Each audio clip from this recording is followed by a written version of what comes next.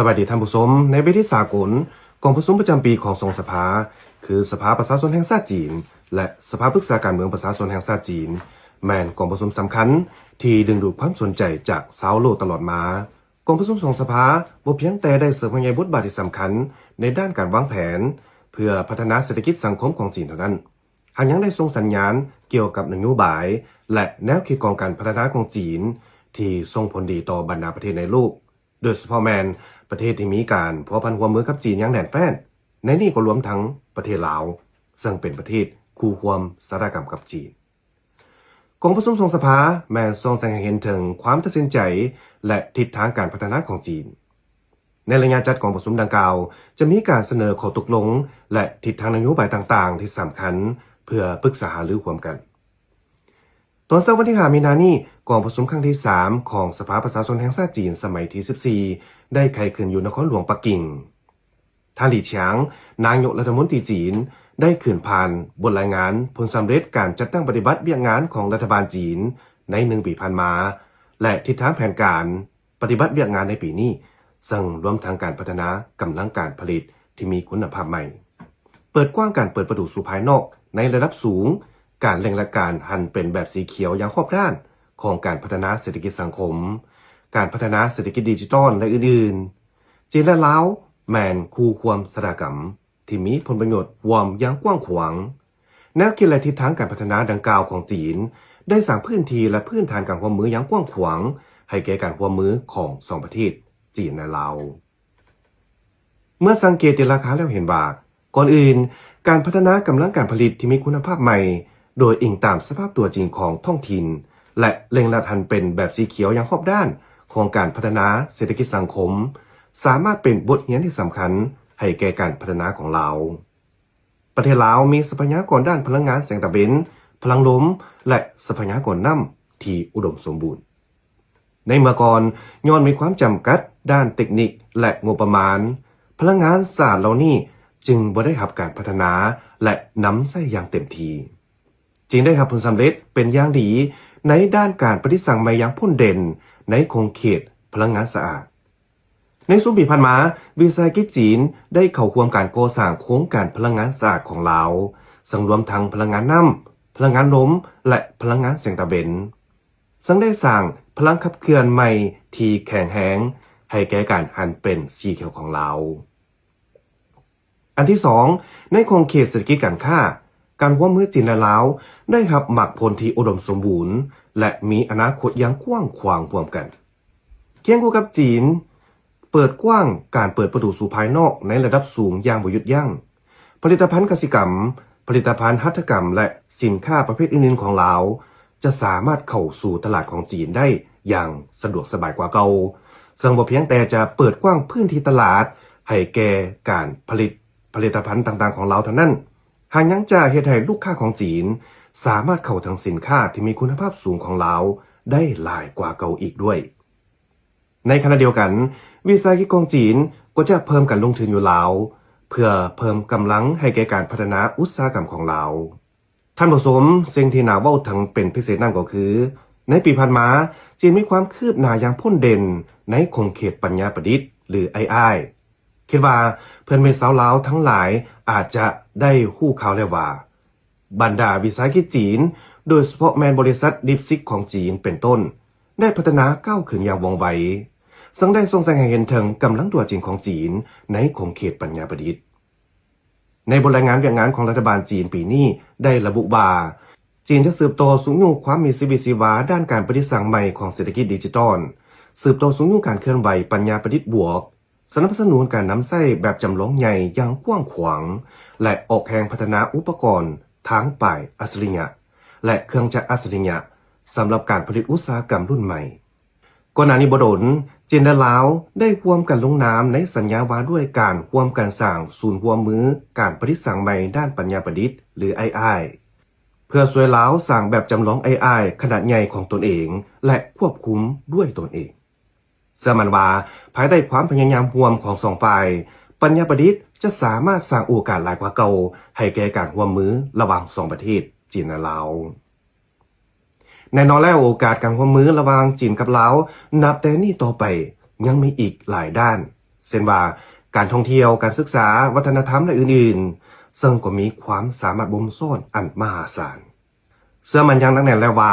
ภายหลังสำเร็จกองประชุมสองสภาแห่งชาติจีนในครั้งนี้จะเฮ็ดให้การร่วมมือระหว่างสองประเทศจีนและลาวได้รับการเสริมขยายนับมือก้าวขึ้นสู่ระดับใหม่เพื่อนำเอาความผาสุกและความเจริญศรีวิไลมาให้แก่ประชาชนสองชาติจีนและลาวนับมือหลายขึ้นอย่างบ่หยุดยั้ง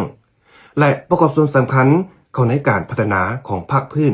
นับมือหลายขึ้นกว่าเก่าสวัสดีท่านผู้ชมวางบมมานี่ดวงพระจันทร์มีความสนใจว่ามีสื่อมวลชนตะเป็นตุกบางสำนักเป่าข่าวว่าการเดินทางไปท่องเที่ยวนครหลวงพระบางของนักท่องเที่ยวจีนล้วนแต่เป็นบริษัทท่องเที่ยวจีนเป็นผู้รับผิดชอบทั้งหมดนักท่องเที่ยวจีนไม่ได้เข้าห้านอาหารจีนพักในโรงแรมจีนและพัวพันกับวิสาหกิจจีนเท่านั้นซึ่งเฮ็ดให้คะแนนการท่องเที่ยวท้องถิ่นของลาวบ่ได้รับผลประโยชน์หยังจากนักท่องเที่ยวจีนเกี่ยวกับเรื่องนี้หลวงพ่อจันทร์เห็นว่าถ้อยคำเหล่านี้บ่เพียงแต่ได้บิดเบือนความเป็นจริงอย่างร้ายแรงเท่านั้นหากยังได้ใส่ให้ป้ายสีต่อการร่วมมือด้านการท่องเที่ยวจีนลาวอย่างบ่มีเหตุผลที่จริงแล้วใน10 ปีผ่านมาการร่วมมือด้านการท่องเที่ยวจีนลาวได้ขยายเข้าสู่หลวงลึกอย่างต่อเนื่องซึ่งได้กลายเป็นสายพานที่สำคัญแห่งการพัวพันมิตรภาพระหว่าง2ประเทศและนำเอาผลประโยชน์ตัวจริงด้านเศรษฐกิจสังคมมาให้แก่ประชาชนลาวการท่องเที่ยวแม้หนึ่งในแขนงการที่เป็นเสาค้ำในการพัฒนาเศรษฐกิจของลาวนักท่องเที่ยวจีนเดินทางไปท่องเที่ยวลาวถือเป็นการเพิ่มพลังขับเคลื่อนที่แข็งแรง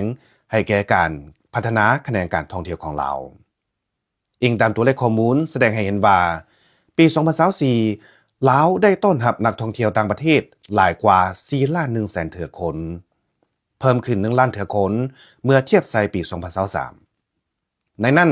จำนวนนักท่องเที่ยวจีนจัดอยู่ใน3 อันดับทำอิฐ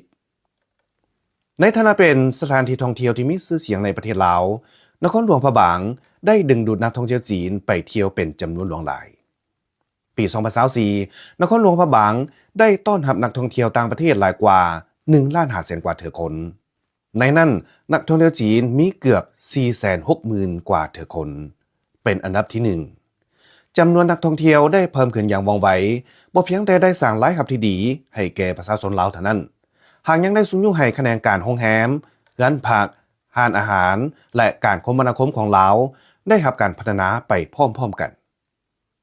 ถ้าปีการนี้ดวงพระจันทร์ก็มีโอกาสเดินทางไปลาวตามการสังเกตของดวงพระจันทร์เองเห็นว่านักท่องเที่ยวที่ไปเที่ยวพระธาตุหลวงอยู่นครหลวงเวียงจันทน์วัดเสียงทองอยู่นครหลวงพระบางและสถานที่ท่องเที่ยวที่มีชื่อเสียงอื่นๆของลาวได้เพิ่มขึ้นอย่างจัดแจ้งเมื่อเทียบใส่หลายปีผ่านมาโรงแรมร้านพักร้านอาหารและร้านขายเครื่องหัตถกรรมต่างๆที่อยู่ใกล้กับสถานที่ท่องเที่ยวก็หลายขึ้นกว่าเก่าจากการพัฒนาอุตสาหกรรมการท่องเที่ยวที่เกี่ยวของประชาชนลาวจำนวนหลวงหลายมีรายรับเพิ่มขึ้นดวงพระจันทร์เห็นว่าการพัฒนาคะแนนการท่องเที่ยวของประเทศลาวใน10 ปีผ่านมา